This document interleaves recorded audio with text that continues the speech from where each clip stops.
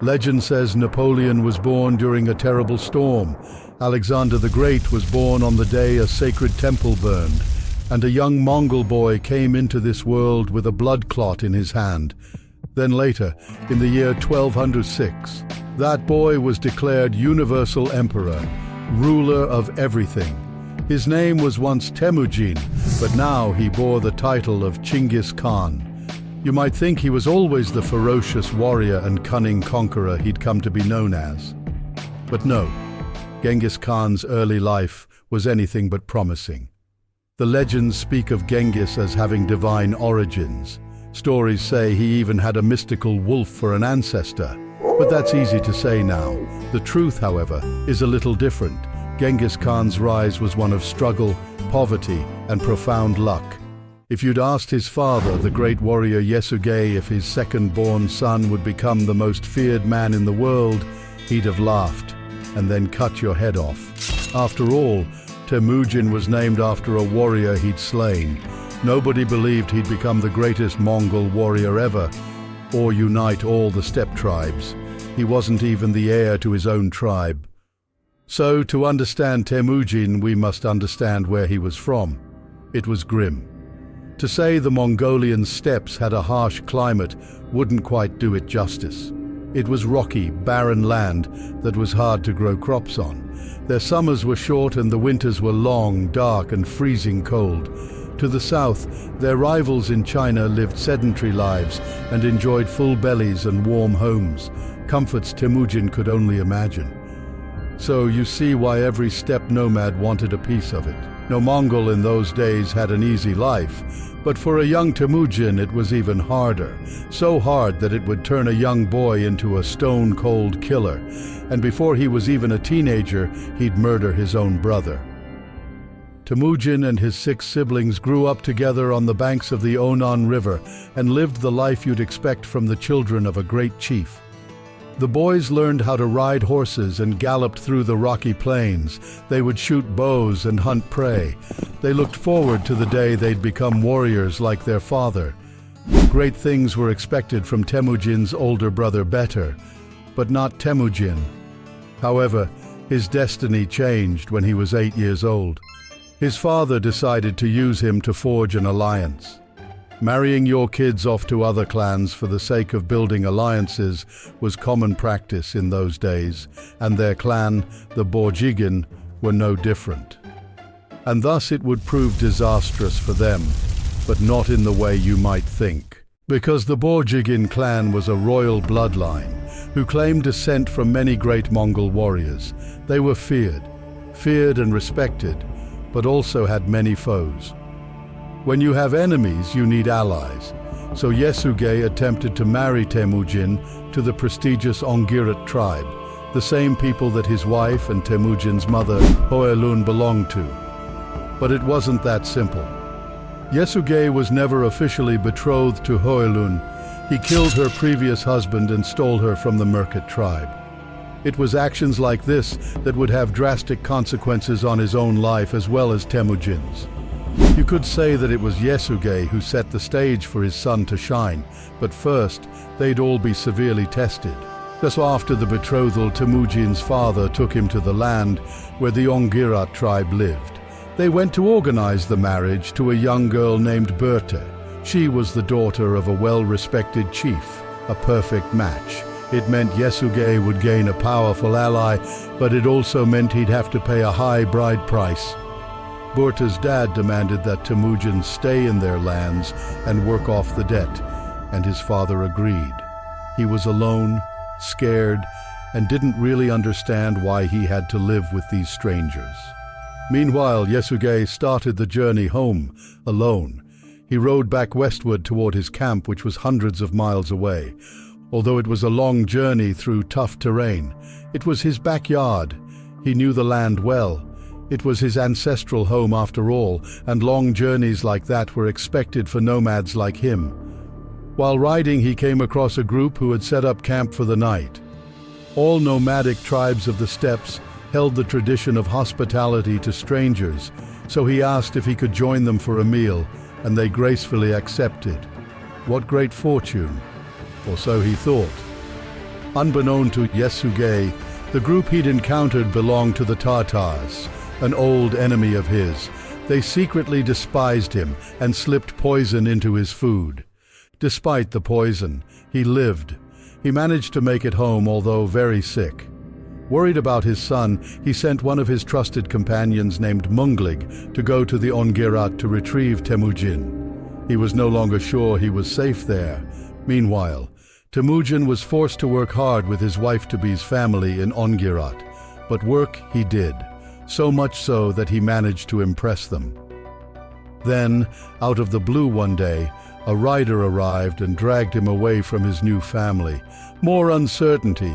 For a young boy, it was an unpredictable life. Still, he was likely relieved that he was able to return home and see his family. However, his dad died shortly after, and his life would be plunged into chaos. Much more uncertainty awaited him. Yasuge's death shattered the unity of his people. Their tribe was fractured. The Borjigin clan had close relations with other major steppe tribes like the Taichuds, but his death created a power vacuum that other clan leaders rushed to fill. It was intense, a battle. The Taichuds won the struggle of succession.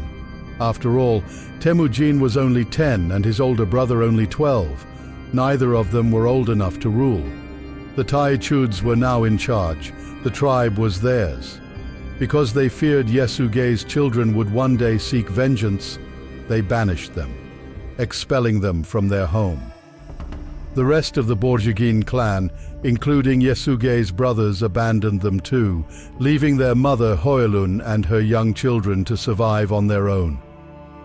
For a time, their small family wandered the steppes, poor, hungry, and at the mercy of their harsh environment. They ate a meager diet of roots, and if they were lucky, fish. This rough and ruthless life turned Temujin's heart cold, ice cold, and thus he lay awake at night plotting revenge on the Tatars who poisoned his father and the Taichuds who banished them. Although his real enemies were far away, his bitterness slowly turned towards those closest to him, his own family. He and his brother Beta both had claims to be their father's heir, and a conflict brewed. Beta was 2 years older, but was born to one of his father's lesser wives. Temujin was the child of Yasuge's main wife, Hoelun. What made things worse was that under Mongol law, Beta could marry Temujin's mother and become his stepdad. That was too much. Tensions rose due to this feud, as well as over the divisions of hunting spoils. Things got worse. Temujin decided to take action. Late one night, he and his younger brother Kasar ambushed and killed Beta. Although their mother was furious, she didn't do much about her stepson's death, nor did Temujin's other brother Belgute. None sought vengeance, and instead supported Temujin on his quest to restore the clan to their former glory. This was all before his 11th birthday.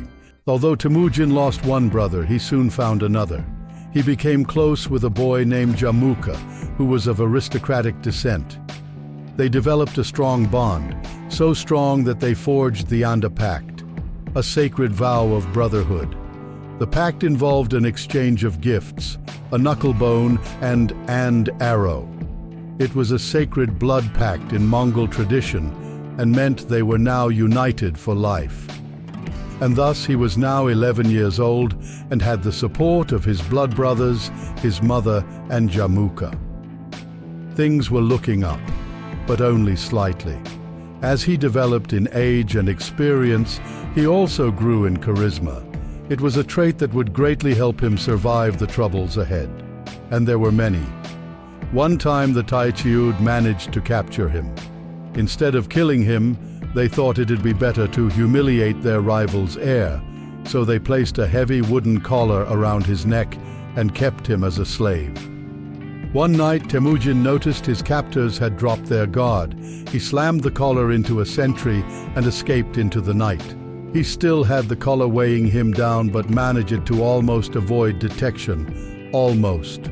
Until a Taichud found him. The story goes that the man who found him was impressed with his magnetic personality, convinced his captor to let him go. Another time, thieves snuck into Temujin's family's camp and stole 8 of their 9 horses. A disaster. As you can imagine, a steppe nomad needs his horse like a calf needs milk. On the remaining horse, Temujin pursued them. He rode like the wind. But he never caught up with them. Still, it wasn't entirely in vain. On the way, he came across a boy named Bo-Orchu. He asked Bo-Orchu to point him in the direction of the thieves. The tale goes that he immediately stopped milking his family cow, gave Temujin a fresh horse, and joined him in his pursuit. Although they never got the horses back, Bo-Orchu recognized Temujin's authority. He swore an oath. He allied himself with him. Temujin now had another loyal follower, and also his first nokor, the Mongolian word for personal bodyguard. Over the next few years, Temujin and his small tribe roamed the plains. He hunted, he grew, and he plotted his revenge. When he turned 15, he decided to pay the Ongerat tribe another visit. He was still betrothed to Berta after all. By Mongol tradition, he was a man now, and his plans to restore his clan to its former glory had begun. The Ongerat were delighted to learn that Temujin was alive and welcomed him with open arms. He must have made a good impression in the short time he was there as a child. They were delighted to see him. Although the bridal price was never paid in full, they allowed him to marry Berta, and his mother-in-law gifted his mother, Hoelun, an expensive sable cloak. It was a treasure. But seeking more allies, Temujin forced her to give the cloak to a local chief named Togrul Khan, leader of the Keret tribe. Togrul was an old friend of his father, and the two fought in many battles together. They even swore the Anda Pact. Togrul ruled vast amounts of central Mongolia, but trusted nearly nobody. He loved his gift and took Temujin under his wing. Temujin and Togrul grew close, and his name started to spread. Warriors flocked to join him, and his small tribe was starting to grow, larger and larger, with more and more followers. Around this time, Temujin and Berta had their first child, and after years of scraping by, his future was starting to look promising. However, his peace would again be shattered when an old grudge resurfaced. Years before, Temujin's father, Yesugei, had abducted Hoelun from the Merkit tribe and made her his wife. They had never forgiven him, and even though he was long dead, they took revenge on his son. 300 Merkit warriors attacked Temujin's camp and took them by surprise. They slaughtered many tribesmen and captured many women, including Berta. Temujin, his mother, and his brothers managed to escape and fled to the Burkan Kaldum mountain, the place where he was born and the place where he'd one day take his last breath. Furious and with few men now, he appealed to his old friend Jamuka, who had risen to become a tribal chief, for help. He also asked his new friend and patron Togrul for support. Both agreed and pledged around 20,000 men each for his cause. And thus, a boy from a disgraced clan with almost nothing to offer was able to convince 2 of the biggest warlords in the steppes to lend him their warriors and fight for him. Does this not show the sheer power of his charisma? It was certainly his most valuable weapon. And so, still only 15, Temujin wielded the power of 2 armies and set his sights on revenge. Many more obstacles awaited him on his journey to become Khan. His right to rule would again be challenged by those closest to him, and new enemies would arise. Charisma alone wouldn't be enough. He'd need more. He'd have to develop many more skills to overcome the odds against him. One of them was military strategy, battle tactics, and develop it he would. So much so that one day he'd be battling armies numbering over 1 million. But first, he had a small band of Merkits to take care of.